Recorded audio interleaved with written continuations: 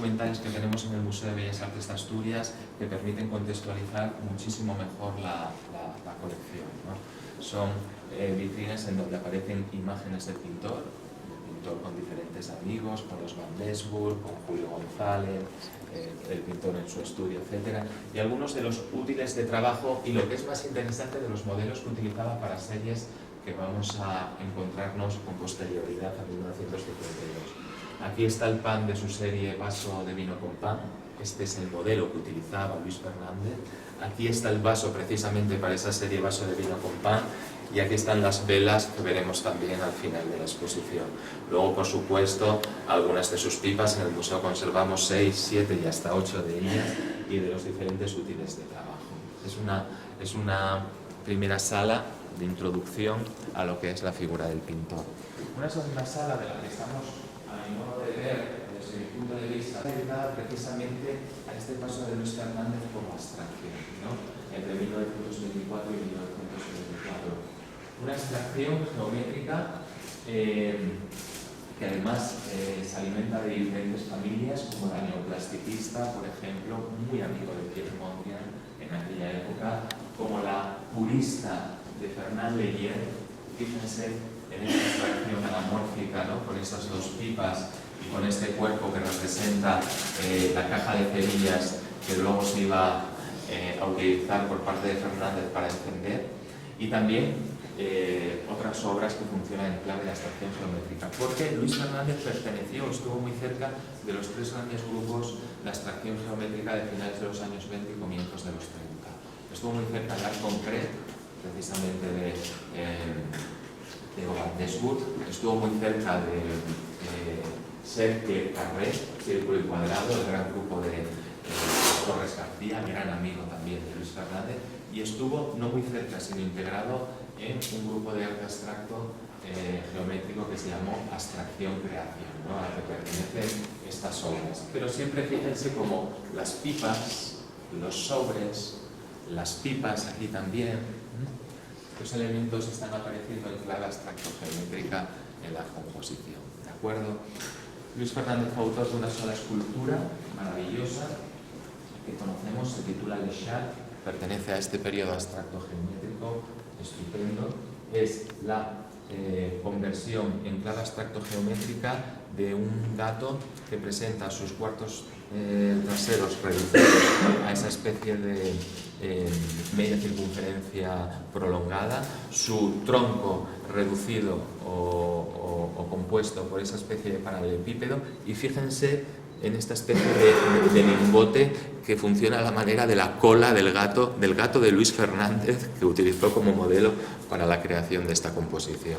Composición además que se remonta al interés que por aquella época Luis Fernández tenía hacia las artes de los pueblos caldeos y egipcios, ¿no? Basadas en esta clase de volúmenes.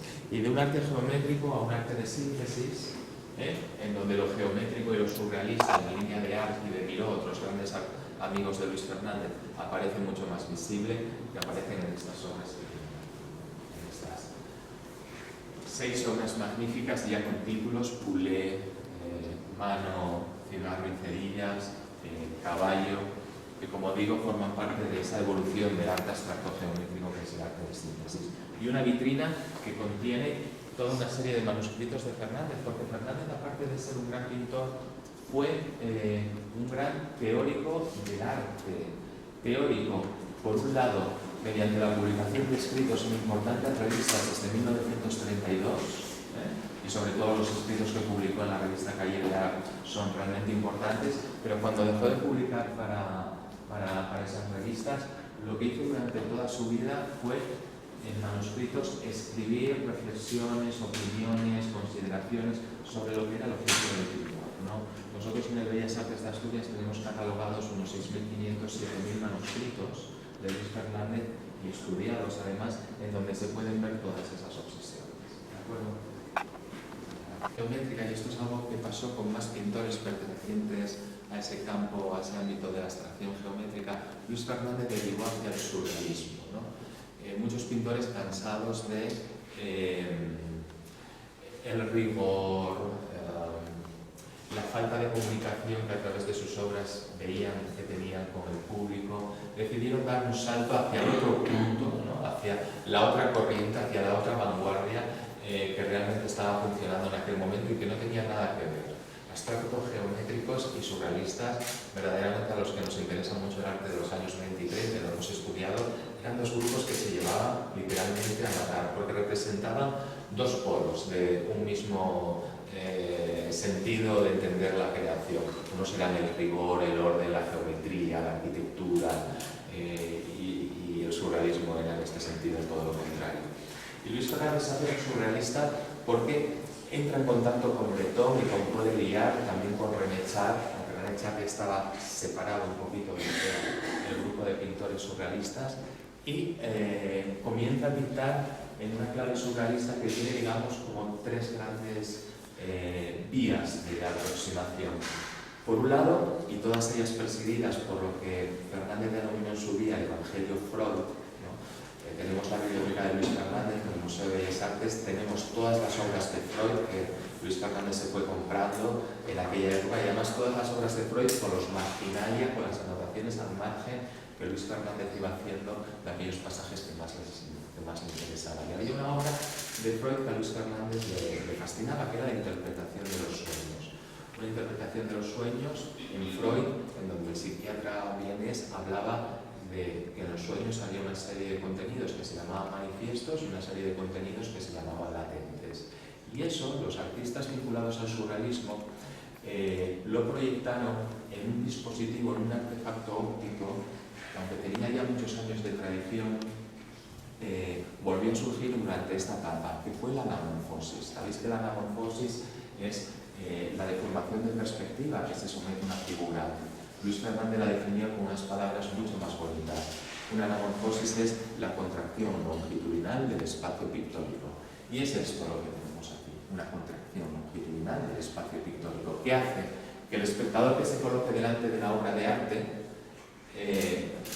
observe un contenido manifiesto que no sabe muy bien a qué se refiere, que no sabe muy bien interpretar y descifrar, ¿no?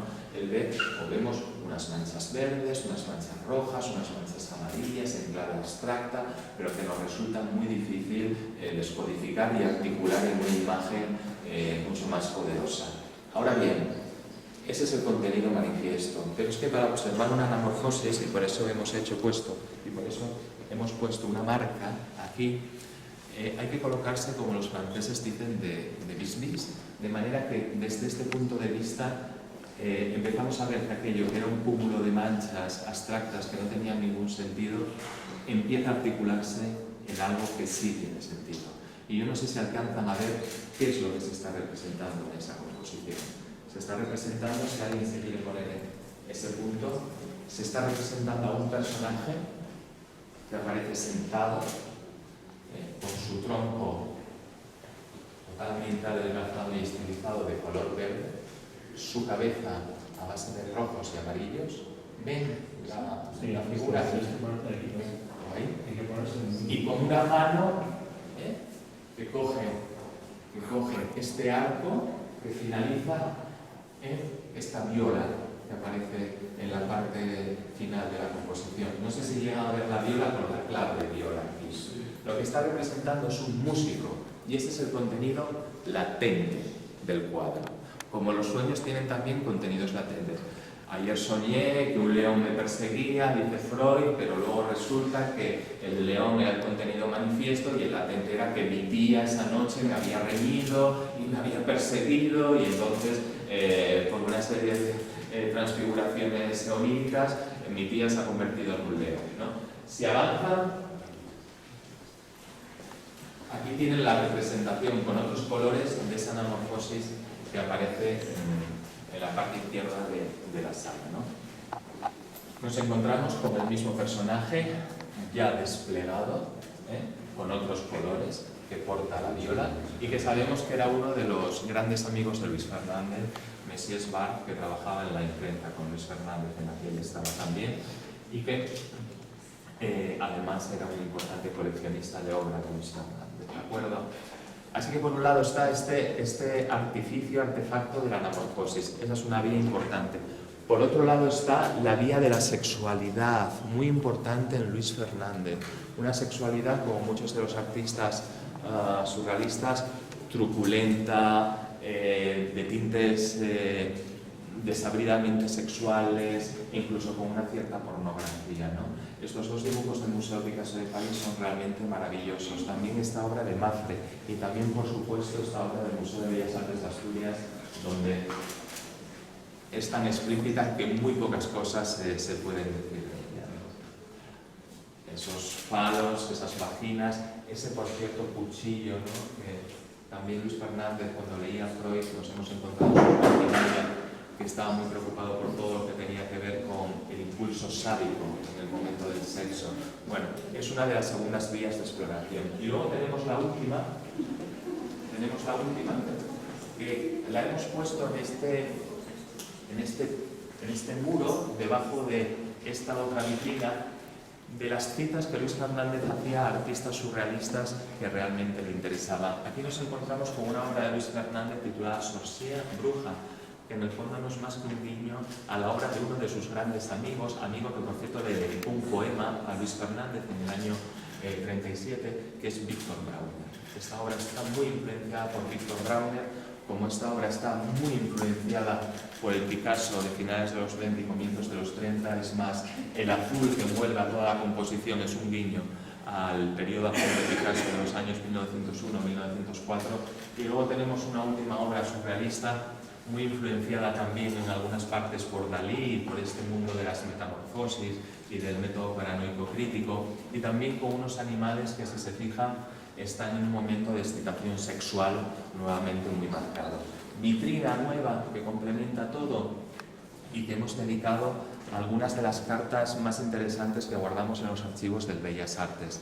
Cartas de María Zambrano, cartas de los esposos y del matrimonio Cervós, carta de Picasso, cartas de Alexandre Yolás, del marchante de Luis Fernández, cartas de René Char, postales, cartas de Jean y Dominique de Memille y, por supuesto, este libro de René Char con este frontispicio de Picasso, en este caso de Luis Fernández, que representa un cráneo, ¿no? Etapa surrealista, por lo tanto, muy interesante. Tenemos un poquito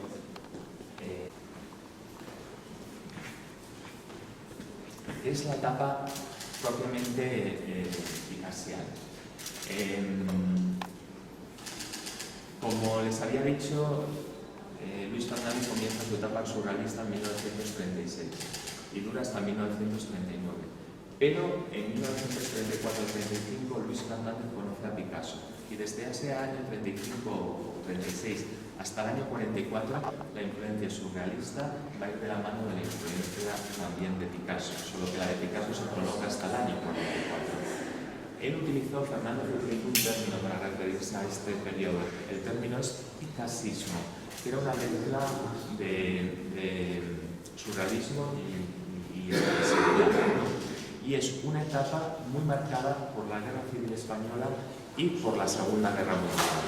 Nos encontramos con obras, les señalo desde aquí, nos encontramos con esas dos femmes endormies, mujeres dormidas, pintadas por Luis Fernández en el año 39 y que tienen un antecedente directo en obras pintadas por Picasso con esa misma iconografía a finales de los años 20. Nos encontramos también a continuación con toda una serie de obras, esa que ven aquí, esta que ven aquí, Alegoría del bien y del mal, esta que ven aquí, uno del 4 del 39, este toro, esta cabeza decapitada y este de toro y esta cabeza decapitada de caballo, que están relacionadas con esa reacción de muchos de los artistas españoles, entre los cuales estaban Óscar Domínguez, Julio González, Joan Miró, pero también Pablo Picasso y Luis Fernández, esa reacción a la violencia desatada con motivo de la guerra civil entre los años 36 y 39 y también desatada con motivo del comienzo de la Segunda Guerra Mundial. Son obras que nos hablan precisamente de esos momentos tan duros para estos artistas. Luis Fernández fue un republicano convencido y en donde se ve a toda una serie de animales y personajes que representan por un lado las fuerzas oscuras ligadas a la Guerra Civil Española del bando franquista y por otro a las fuerzas como en esta alegoría del bien y del mal, donde si se dan cuenta esta paloma que vuelve a aparecer otra vez en esta reserva de blanco es una alegoría del pueblo español que, ya pintada en el año 39, va a ser literalmente derrotado por lo que es esta alegoría del mal, ¿no? Esa obra, precisamente, que tiene a su espalda, se titula 1 del 4 del 39, 1 de abril de 1939, que es el momento que sanciona el final de la Guerra Civil Española. ¿Y cómo lo representa en clave simbólica Luis Fernández? Pues con la aparición de ese monstruo, una especie de ubú extraño, ¿no? Que habla un poco del monstruo que, con motivo del final de la Guerra Civil Española y de la derrota del bando republicano, se iba a convertir o iba a devorar España, ¿no? Estas cabezas, aras, mesas, a modo de aras sacrificiales, pero que podían ser también las mesas de los carniceros de aquella época, son cabezas que nos hablan de ese sufrimiento, de esa tragedia, cabezas de animales que parece que todavía no están muertos, que conservan un hálito de vida, ¿no? Que conservan una especie de brillo en el ojo, que conservan también la lengua que parece que todavía habla de que no ha acabado de expirar el animal, o por ejemplo la de este caballo, ¿no? Con esas quijadas abiertas y esos dientes sanguinolentos, y que son cabezas que tanto Picasso como Luis Fernández proyectaron y en cierto modo miraron a las cabezas y a las naturalezas muertas y bodegones que Goya, precisamente, durante los años de ocupación francesa de las guerras napoleónicas entre el año 8 y 12, pintó también en su época, ¿no? Cabezas realmente interesantes, como puede ser también esta última. Este periodo acaba, este periodo de 1936 a 44 más picasiano, acaba con estas pinturas a modo de monstruos, de figuras salidas de una especie de pesadilla, y con esta corrida de toros, magnífica, del Museo de Bellas Artes de Bilbao, en donde aquí el toro es el agresor y el caballo es el agredido. En Luis Fernández los símbolos de toro y caballo son ambivalentes. Para Luis Fernández el caballo es la representación de Dios en la tierra y en muchas ocasiones es el símbolo del pueblo español, pero también a la manera picasiana el toro muchas veces es el animal que agrede al caballo, que en este caso sería el símbolo de lo español, ¿no?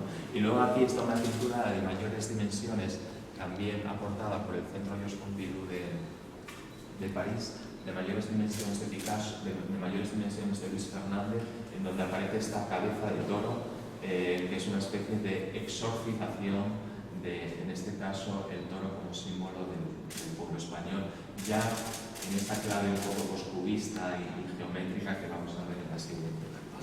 La siguiente etapa es mismo, que va de 1944 al año 1952. Y es una etapa muy interesante. Algunos críticos de arte o historiadores la consideran como una etapa de transición entre este gran momento vanguardista y el momento singular, original y único de Fernández con sus series de pinturas, ¿no? Pero es una etapa realmente interesante porque, de la mano de ese poscubismo, realiza una serie de cuadros que articula en tres géneros fundamentales. Y los tres géneros son, por un lado, las naturalezas muertas. Aquí tenemos dos excepcionales, una del Museo de Arte Moderno de la Villa de París y otro de la colección telefónica. Estas naturalezas muertas tan originales, no hay pintor que haya hecho naturalezas muertas de este tipo, naturalezas muertas geométricas. Si uno ve una obra de estas características, uno sabe que está ante un Luis Fernández. Son naturalezas muertas en donde al pintor le interesa jugar con los ritmos, con la composición, con la relación entre los llenos y vacíos, entre los volúmenes, entre las masas y los pesos, de aquellas formas que colocaba sobre la superficie del lienzo, bien sea un vaso, unos trozos de pan, o bien sea unas frutas. Fíjense o fijaos en estas sillas, cuando están colocadas, las sillas que anteceden a la mesa, o en estas casetones, en una obra que aúna pues cubismo, abstracción, surrealismo y geometría, ¿no? Estas naturalezas muertas, como digo, son realmente interesantes, y vamos, si les parece,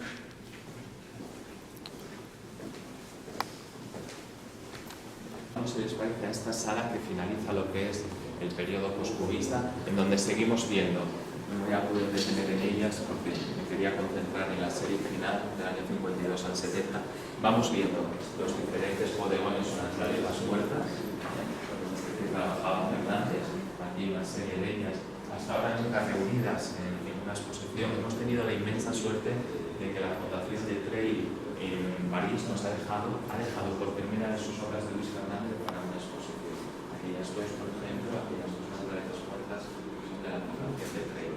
Pero los otros dos géneros son el retrato, y tenemos las 4 obras maestras de retrato de Luis Fernández de toda su producción. Este retrato maravilloso de un joven que pertenece a la Fundación de Trail y que era un bailarín en aquel momento amante de Alexandre Dumas, su marchante. El marchante de Luis Fernández se llamaba Alexandre Dumas, lo había conocido en el año 48. Le encarga un cuadro y le pinta este personaje realmente lunar, ¿no? Que tiene mucho de Greco, precisamente por estas reservas de blanco con las que envuelve todo su torso, ¿no? Y también de una introspección y de un profundo sueño que hace de este retrato uno de los retratos más interesantes de todo el mismo. Luego tenemos a esta mujer estupenda, descompuesta en planos geométricos, en esa línea poscubista que les estamos comentando. Ahora bien, en Luis Fernández la descomposición en planos geométricos no significa disgregación, sino que significa todo lo contrario, significa consolidación de las formas. Aquí no hay una figura que se está desintegrando, sino una figura que se está armando. Es un cuadro perteneciente al Senado realmente importante. Y luego están las dos obras maestras incontestables de este periodo, que son este retrato de joven resistente que durante mucho tiempo pasó por ser retrato o autorretrato del pintor, y en realidad no sabemos que es el retrato que una mujer francesa en el año 1944, cuyo hijo acababa de fallecer, militante de la resistencia francesa, le encarga a Luis Fernández que haga. Además tenemos en el catálogo que les daban, tenemos la foto del personaje, del militar. Y entonces Luis Fernández recibe ese encargo y realiza la imagen de un aparecido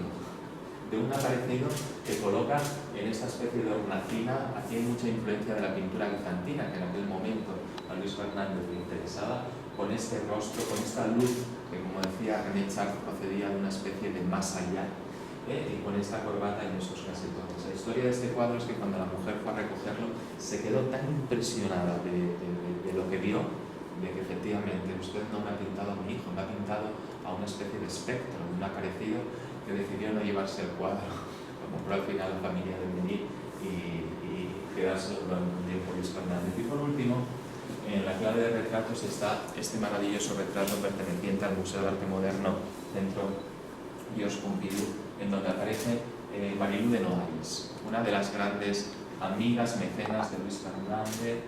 También sabemos que mantuvieron una relación sentimental durante un cierto tiempo, y es un retrato que me sirve para hacerles ver que aunque Luis Fernández nunca pintó autorretratos, nunca, en cada cuadro que pintó, o muchos de estos cuadros que pintó en clave de retrato, siempre introduce una parte de sus facciones en las obras que realizó. Así son las que aparecen aquí y así son las que aparecen aquí. La última serie son estos paisajes, junto con los bodegones y junto con los retratos. El paisaje es el tercer motivo de este periodo abstracto geométrico, ¿no? Aquí hemos introducido también en esta vitrina algunos de los documentos que tenemos en el Bellas Artes de Asturias, como su carta de identidad masónica, sus diferentes documentos de residencia, agendas. Fíjense en aquella naturaleza muerta, hay algo de metafísica, ¿no?, en ella. Y es que precisamente Giorgio de Chirico era uno de los personajes que aparecía en una de esas agendas, de las que tenemos muchas y que hemos abierto con el nombre de Giorgio de Chirico para ponerla en relación con aquel cuadro tan interesante, ¿no? Vamos ya, me dicen que tenemos 15 minutos para la fase final. La penúltima de las fases se conoce con el nombre de etapa de madurez, y es la que va de 1952 a 1970. Fernández reconoce que en 1952 él alcanza la etapa de madurez, que consiste en algo muy interesante que les voy a explicar para luego ir viendo un poquito las diferentes series. Consiste en el dominio absoluto que él comienza a percibir en ese momento en algo que para él era muy importante, que era el dominio del método manual, del método intelectual y del método espiritual de la creación, y que había ido desarrollando a lo largo de todos estos años hasta el año 52. El manual es el conocimiento de la técnica. Luis Fernández opina que el desconocimiento de la técnica obliga al artista a dudar, a fallar, a trabajar más lento de lo que se merece, y es necesario un conocimiento exhaustivo de la técnica del pintor para poder no ser esclavo de esas limitaciones a las que te puede llevar el desconocimiento. Y de ahí la lectura que Fernández hizo de todos los textos clásicos, desde Cennino Cennini, Leonardo da Vinci, etcétera, etcétera. En la biblioteca tenemos del pintor todos esos manuales. Luego está el método intelectual de la creación, que consiste en el dominio por parte de Luis Fernández, y aquí hay un ascendiente siempre masónico, es pasar de la figura del aprendiz a la del obrero y al final a la del maestro. El método intelectual es la figura del obrero y consiste en el dominio del dibujo, del color, de la composición y del ritmo. Y luego ya en el año 52 Luis Fernández nos dice que comienza a dominar con fuerza todo lo que es el método espiritual de la creación. Y el método espiritual de la creación consiste en asumir que cualquier realidad que nos rodea, Luis Fernández desarrolla un punto de vista panteísta y animista de la naturaleza, que cualquier realidad que nos rodea y que puede ser pintada tiene que ser un eco de la revelación, de una revelación divina, sobrenatural, sin nombres y apellidos, con una espiritualidad siempre muy marcada en todo ese proceso creativo, y que él es la que quiere un poquito llevar a todas estas series.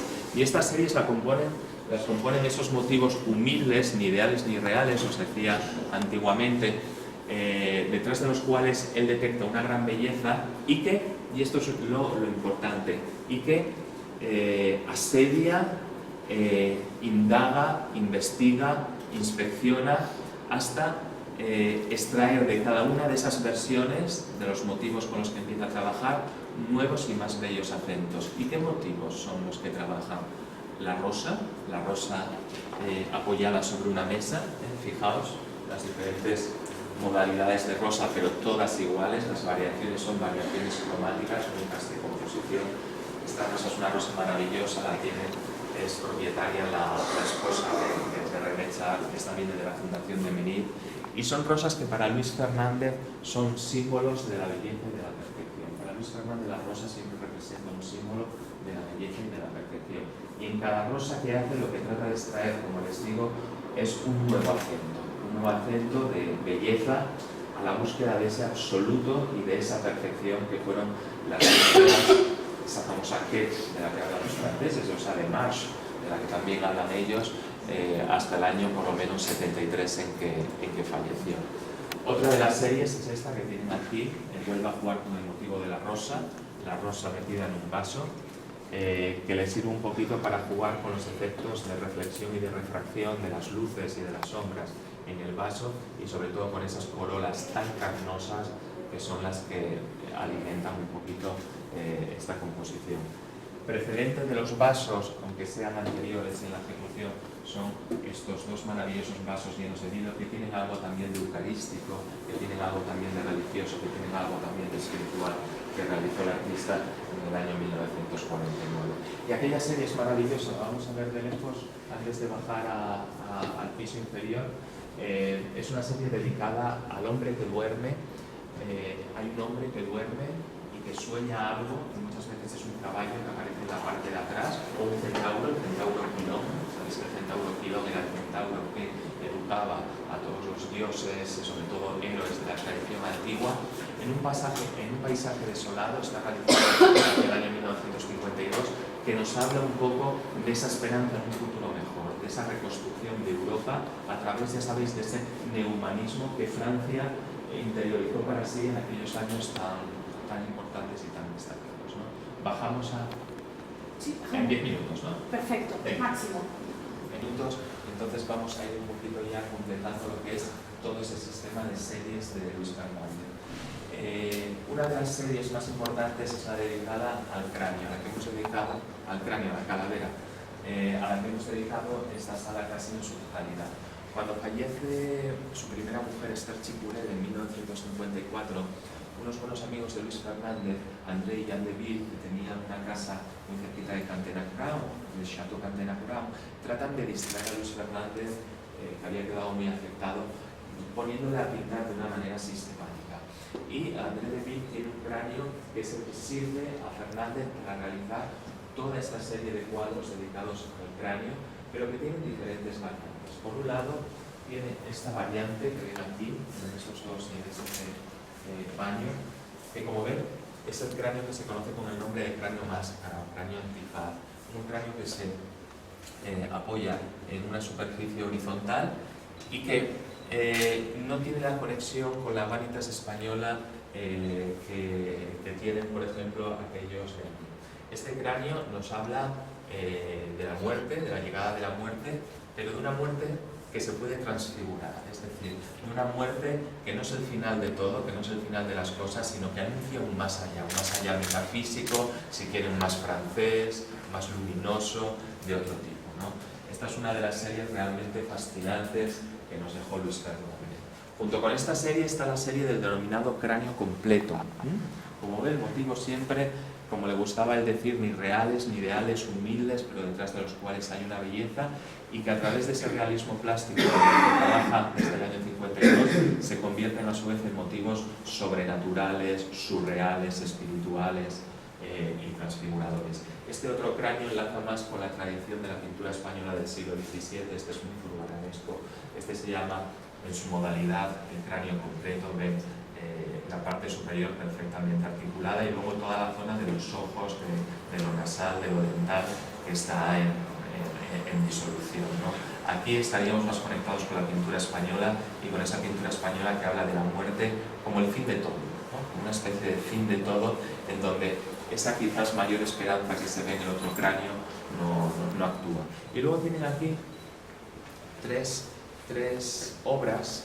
Para Luis Fernández el dibujo, y este momento me parece muy interesante, el dibujo siempre ha utilizado como modelo para luego la creación del cuadro. Entonces, al final de su vida, entre el 67 y el 69, lo que hace es componer, jugando con la idea de cráneo, un cráneo sobre esta mesa que tiene algo de ara, que tiene algo de altar, que tiene algo de espacio sacrificial, con una serie de cirios y unas velas casi siempre apagados, muy pocas veces encendidos, en donde esa sensación de pesimismo es mayor, ¿no? Después de los cráneos arranca con las marinas que sigue pintando en Burdeos entre los años 55 y 59, marinas maravillosas donde ve que todo ese camino ahora hacia la depuración, despojamiento, decantación va a experimentar un desarrollo increíble. Marinas compuestas en tres franjas, una dedicada a la arena con dos barcas, otra dedicada al mar y con el horizonte que separa lo que es el cielo. Aquí volvemos a ver las tres franjas y se dan cuenta, estas dos líneas vienen a significar o a aludir a todo ese fenómeno del flujo y el reflujo que se produce cuando una ola llega al mar. Si se dan cuenta, cuando llega al mar hay una ola que llega de repente y forma una especie de línea rectangular, luego la línea del horizonte.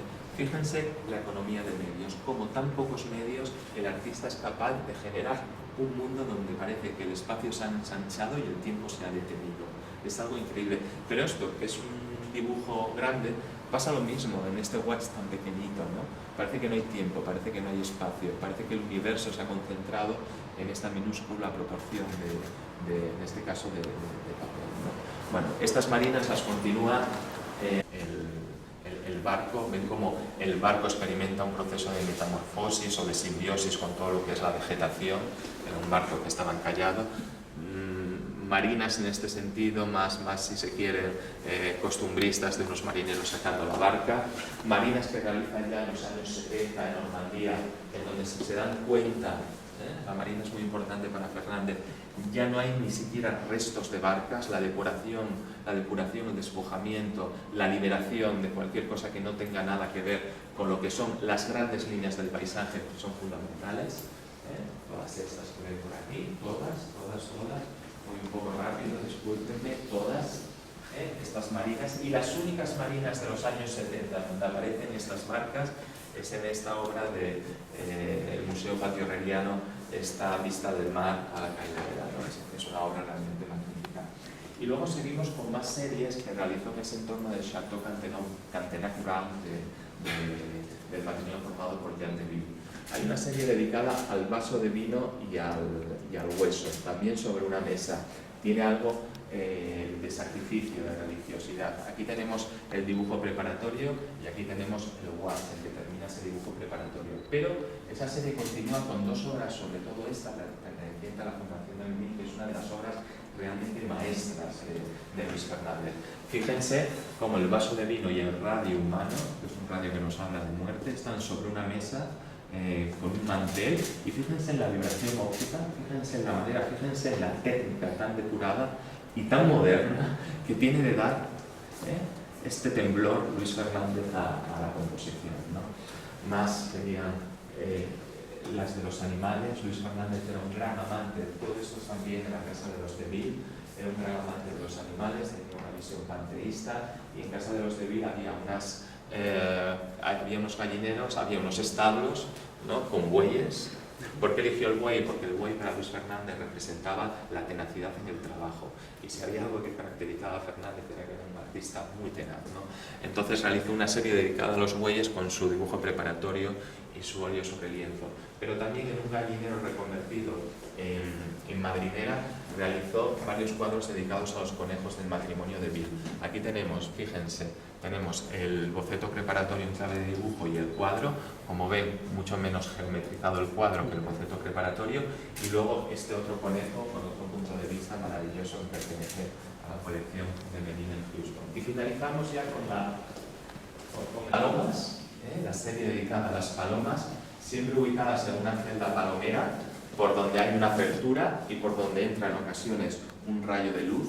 Palomas que están en una especie de cortejo nupcial, con la paloma masculina en la parte izquierda y la femenina en la parte derecha, y palomas que proceden desde el punto de vista iconográfico de un cuadro de Zurbarán, La educación de la Virgen, pintado entre los años 1635 y 1640, y de donde sacó este modelo.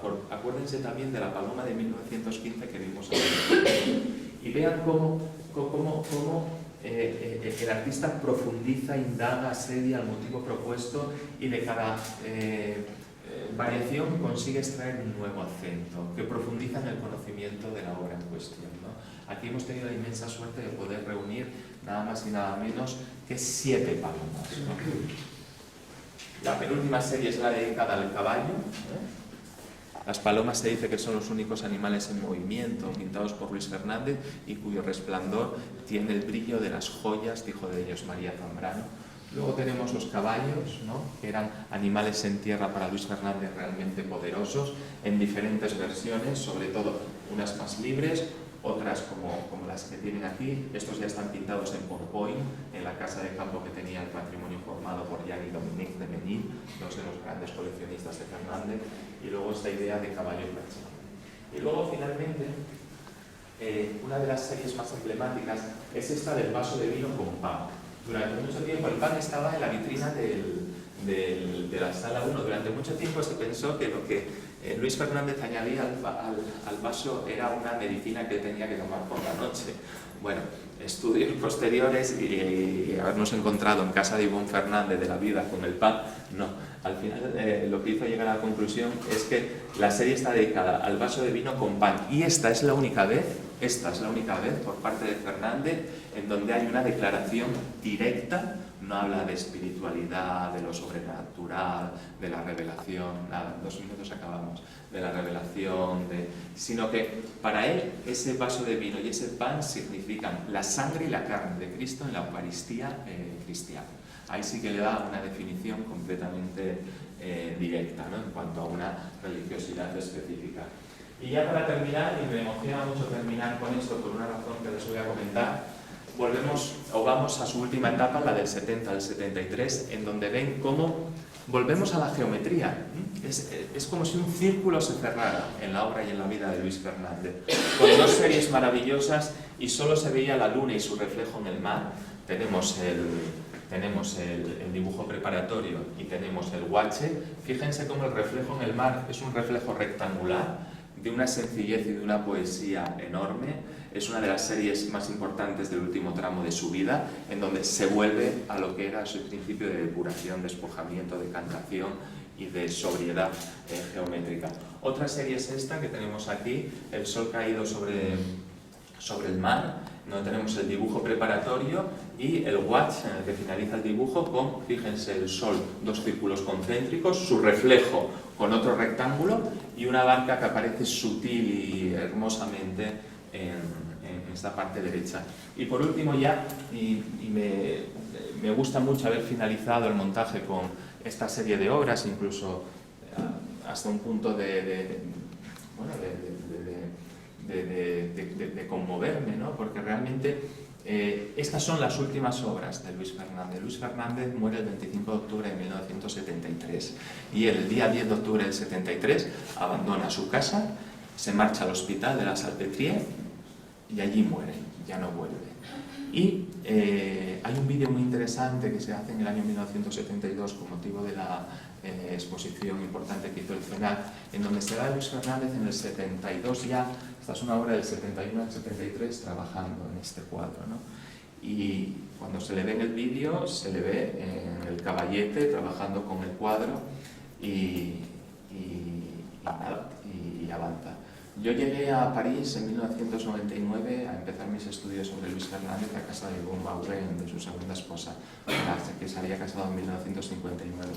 Y lo primero que me encontré en aquel apartamento de 45 metros cuadrados, un apartamento por el que parecía que no había pasado el tiempo, era el caballete con un tisú y en el caballete todavía el cuadro. Nadie había movido ni un pincel ni un ápice de absolutamente nada, ¿no? Esta es la última obra, el testamento artístico de Fernández, y acabo ya porque resume dos de los motivos más queridos por él. Por un lado, la rosa, que como les he dicho es símbolo de la belleza y de la perfección, dos de las búsquedas fundamentales del pintor, de Luis Fernández. Y por otro lado, la vela con esta llama flagelante. La vela es un símbolo del artista, del creador, que como la vela ilumina con su luz, una luz que puede ser frágil pero también fuerte, pero que es capaz, vela y creador, de iluminar creativamente todo aquello que tiene a su alrededor. Entonces, fijaos o fíjense los dos motivos tan importantes que él trata de reunir en el que sabe que será su último cuadro. La belleza y la perfección, dos de las búsquedas que ha seguido a lo largo de toda su vida, y por otro lado, la fe en la capacidad que tiene y la fidelidad que tiene a través de la pintura para hacer del arte y de la creación un elemento de iluminación y por lo tanto de elevación de todas aquellas personas que puedan entrar en contacto con él. Y con esto y con otras cosas más, pero que no nos da tiempo, pues acabamos de explicar.